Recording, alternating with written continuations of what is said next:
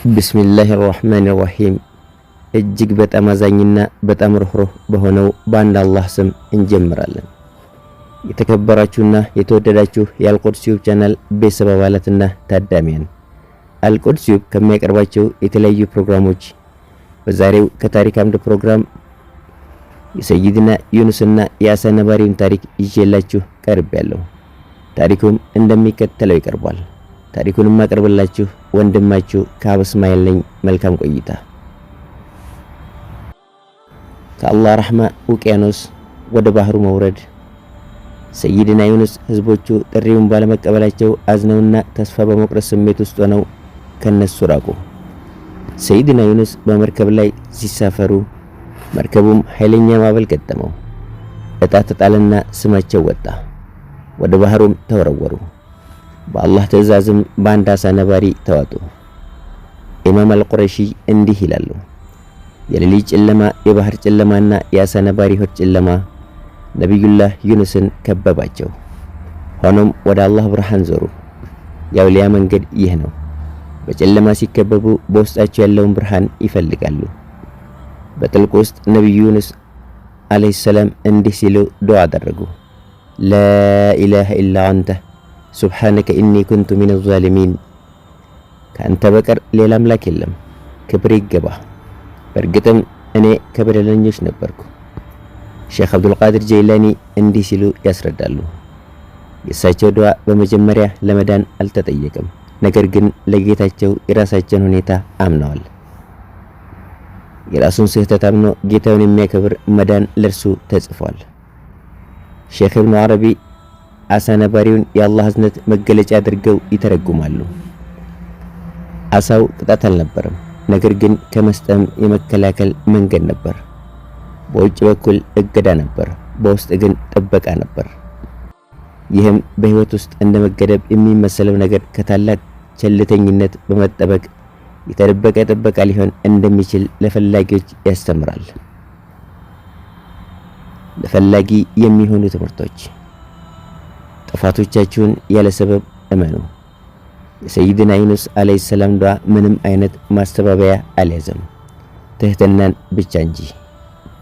ከአላህ እዝነት ተስፋ አትቁረጡ። ሼኽ አልጁነይድ አልባግዳዲ እንዲህ ይላሉ።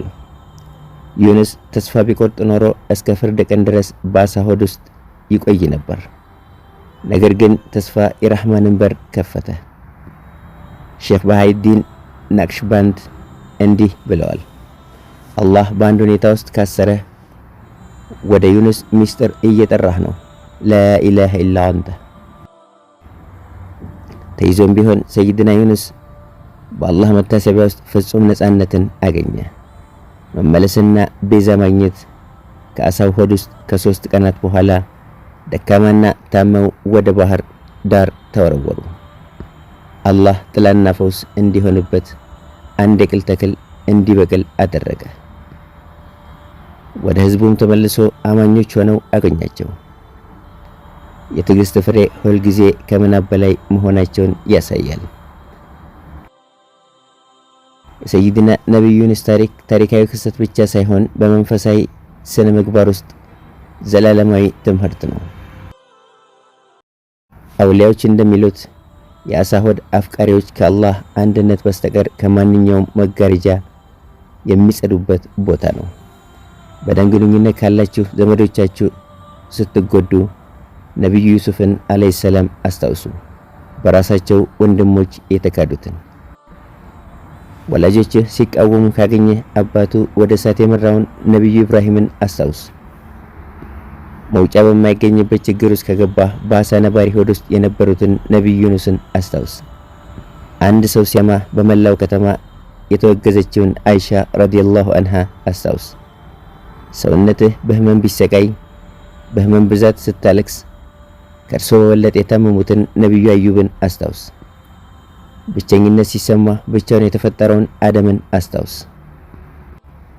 በዙሪያ ያለውን አመክንዮ ማየት ካልቻልክ ያለ ጥያቄ መርከብ የሰራውን ነቢዩ ኑህን አስታውስ። በዘመዶችህ፣ በቤተሰብህ፣ በጓደኞችና በዓለምም ቢሳለቁብህ ወዱ ነብያችንን ሙሐመድ ሙስጠፋን ሰለላሁ ዐለይሂ ወሰለም አስታውስ።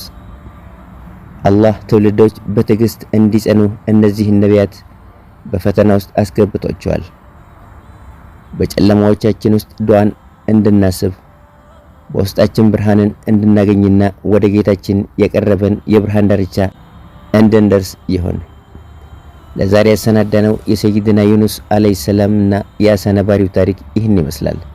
የዛሬን በዚህ አበቃን።